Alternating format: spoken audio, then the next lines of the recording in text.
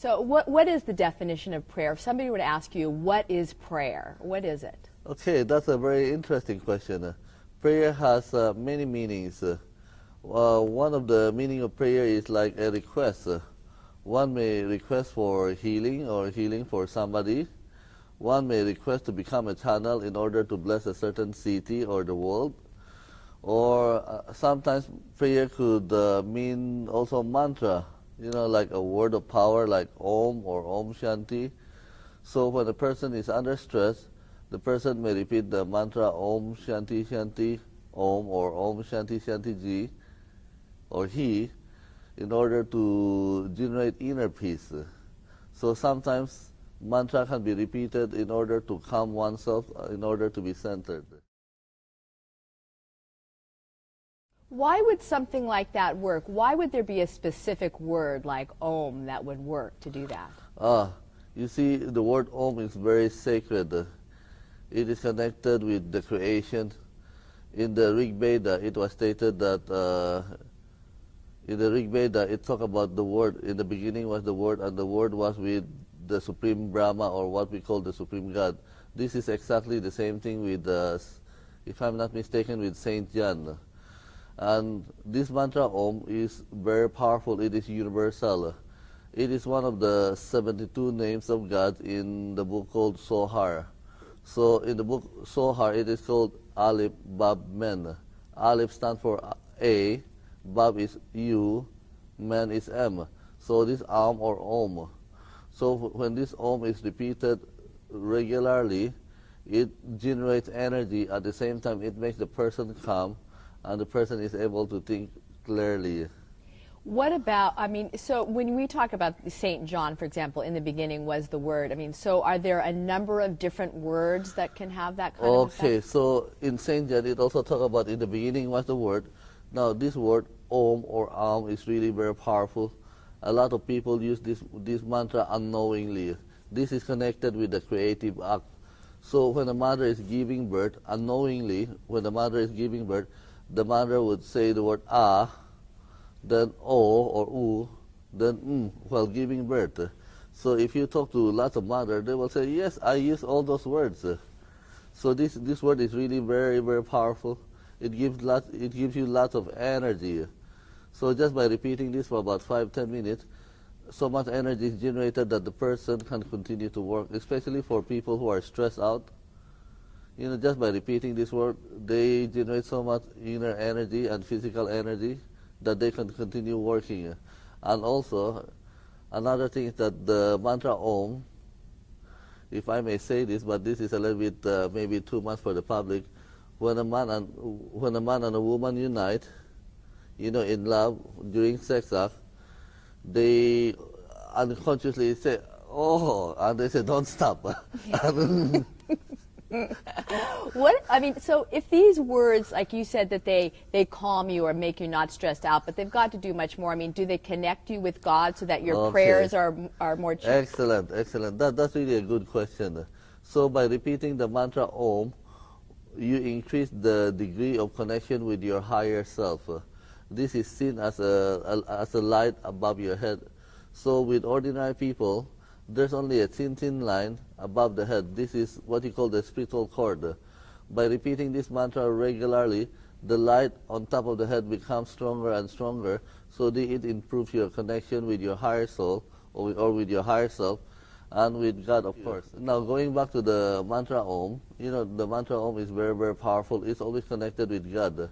That is why when we want to describe that God is all-powerful, it starts with God is omnipotent. It starts always with an Om. So if we want to say that God is all-knowing, it always starts with God is omniscient.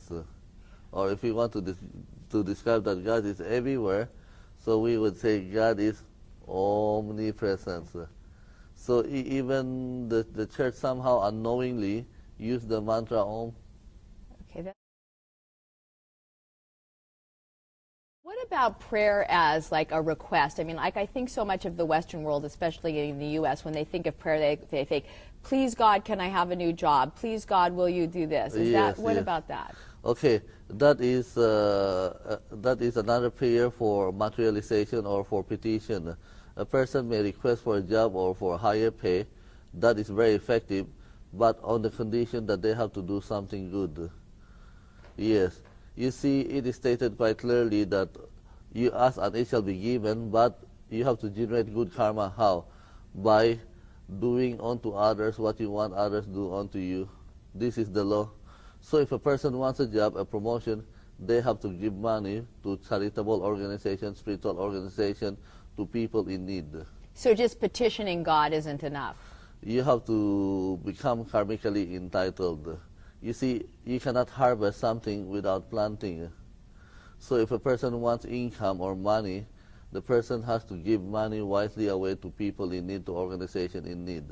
And by doing so, their prayer will be answered.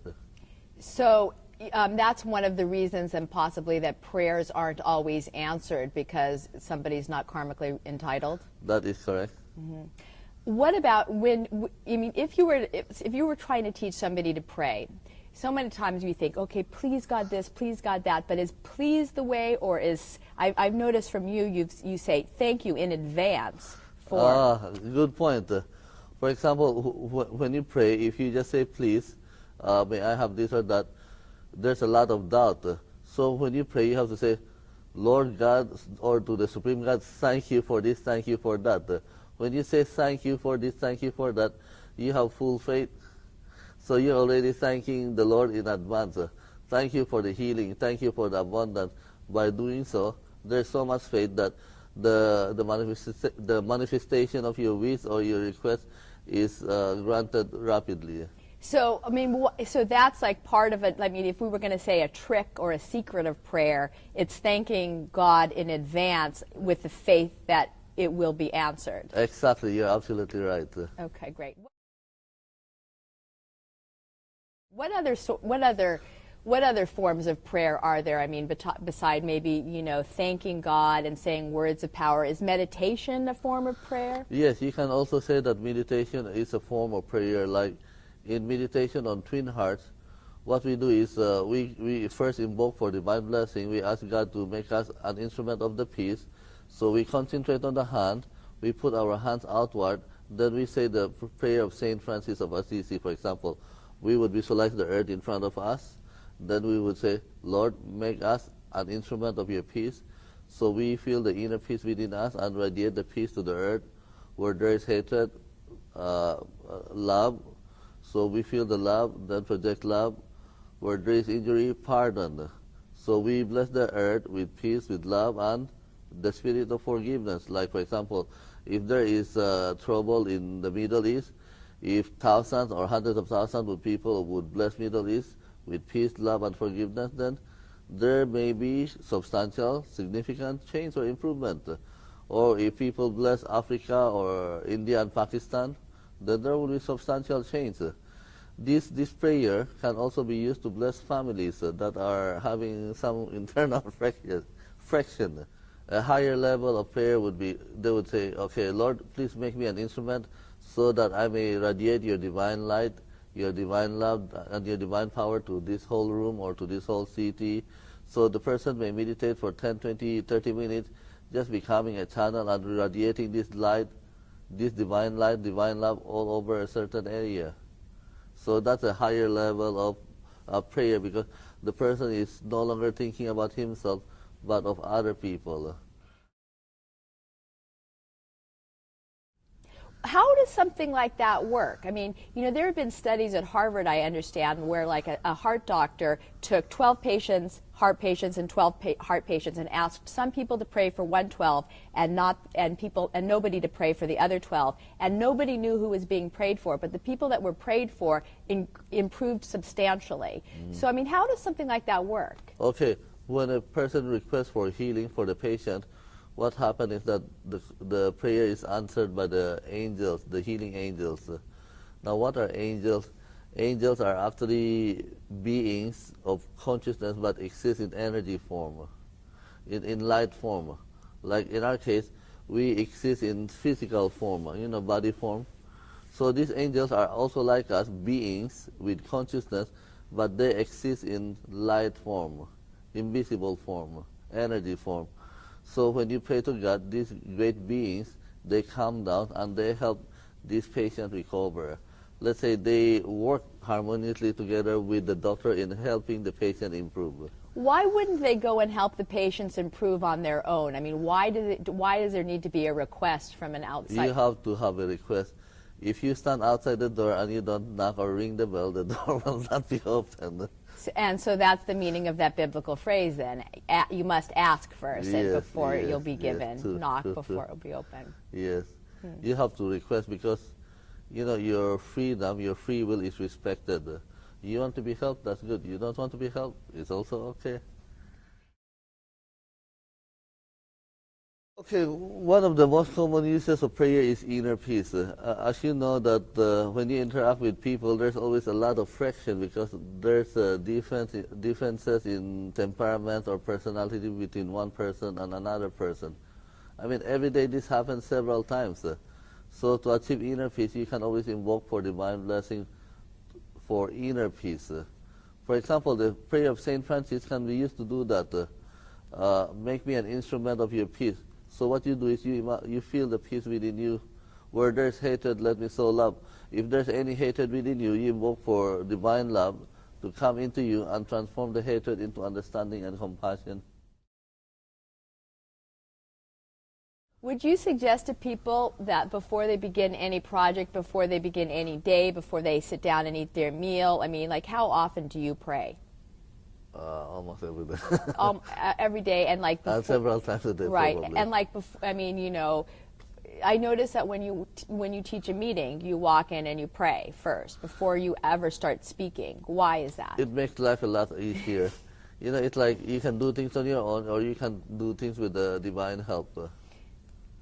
I remember the movie. What's his name? General Patton. Yeah. Patton. He was having a difficult time because of the weather, so he told the priest, okay, chaplain, make me a prayer for good weather. So they prayed for good weather, and they had good weather. Does it work like that? I mean, can you pray for good weather, and you know, what if somebody else is praying for bad weather? Yes, in most cases it works. When I was in Puerto Rico, there were about two hurricanes that was going to go to Puerto Rico. We prayed for good weather, and the hurricane never hit Puerto Rico. What about the Kabbalah? Okay, you know, I just want to touch a little bit on the Kabbalah. I mean, are there forms of praying in there? Yes. That's an interesting question. Now, one of the pillars in Kabbalah is the tree of life. This tree of life has what they call 10 sephirot, or 10 energy centers. Now, there are 10 energy centers, but there's also one hidden energy center.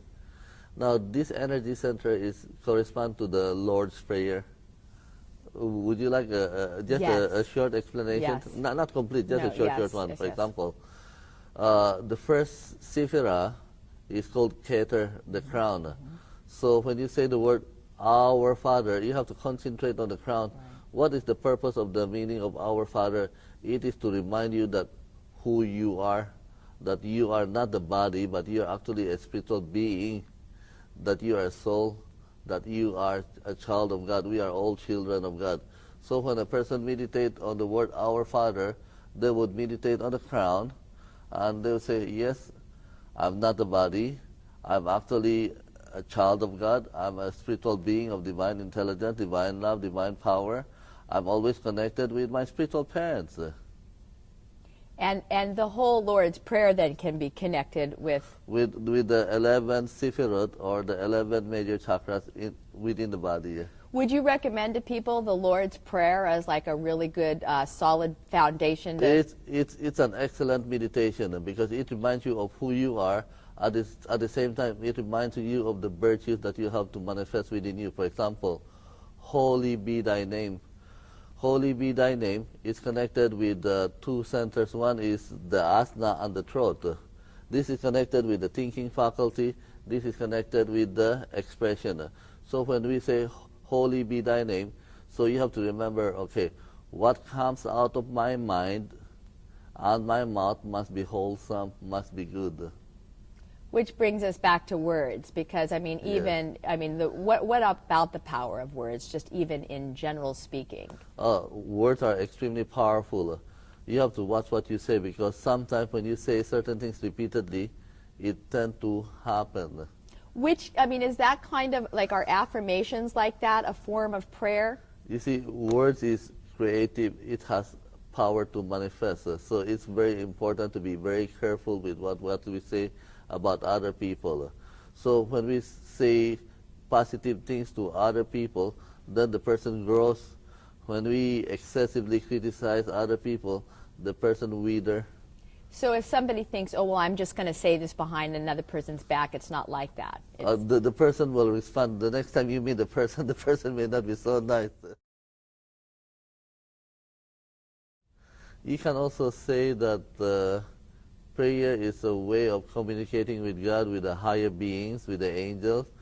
You may request for it.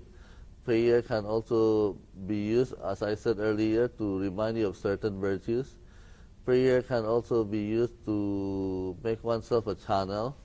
Then prayer can manifest in the form of certain mantras, certain words of power that can be repeated for spiritual connection, for inner calmness, or for other purposes.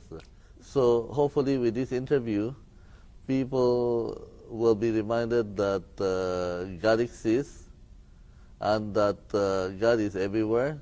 You don't have to go to any special place. That you can just sit down and invoke for God's blessing, and life will be a lot easier.